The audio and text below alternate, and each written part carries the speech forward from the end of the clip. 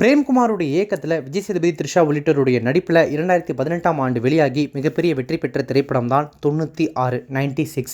தமிழ் சினிமாவினுடைய காதல் காவியங்களில் காலத்துக்கும் அழியாத ஒரு திரைப்படமாக 96 மாறிடுச்சு அப்படின்னு சொல்லலாம். அவ்வளோ ஃபேவரட்டான திரைப்படமாக இப்போ வரைக்கும் பலருக்கும் இருந்துகிட்ருக்கு. அந்த திரைப்படத்தினுடைய பார்ட் 2 கூடிய சீக்கிரமாக உருவாக்க போவதாகவும் அதனுடைய ஸ்கிரிப்ட் வேலைகளில் இப்போது ஈடுபட்டு இருக்கிறதாகவும் பிரேம்குமார் சமீபத்திய மேடைகள்லாம் தெரிவிச்சிருந்தார்.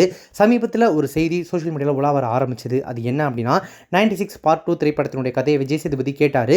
இந்த தடவை த்ரிஷாவை தேடி அவர் வெளிநாட்டுக்கு போகிற மாதிரியான கதையமைப்பில் தான் இந்த கதை உருவாகுது. தன்னுடைய இமேஜ் பாதிக்கப்படுது அப்படின்றதுனால இந்த 96 பார்ட் 2 நடிக்கிறதுக்கு விஜய் சேதுபதி யோசிக்கிறாரு, தயங்குறாரு. அவர் நடிக்க போகிறதில்ல. அதனால் நடிகர் பிரதீப் ரங்கநாதனை 96 பார்ட் 2 விஜய் சேதுபதி நடித்த கதாபாத்திரத்தில் நடிக்க வைக்க போகிறாரு பிரேம்குமார். அதுக்காக போயிட்டு கதையெல்லாம் சொல்லிட்டார் அப்படின்ற மாதிரி ஒரு செய்தி உள்ளா வந்துட்டு இருந்துச்சு. 96 ரசிகர்களை இது பல வகையில் அதிருப்திப்படுத்துனுச்சு அப்படின்னு சொல்லலாம். இது எல்லாத்துக்கும் ஒரு முடிவு கட்டுற மாதிரி இயக்குனர் பிரேம்குமார் அவருடைய சோஷியல் மீடியாவில் அந்த ஃபேக் நியூஸை ஷேர் பண்ணி அவரே கிளாரிஃபை பண்ணியிருக்காரு. என்ன சொல்லியிருக்காரு அப்படின்னா, வழக்கம் போல இது ஒரு தவறான செய்தி. 96 படத்தில் நடித்த நடிகர்களை வைத்து மட்டும்தான் 96 பாகம் 2 எடுக்க முடியும்.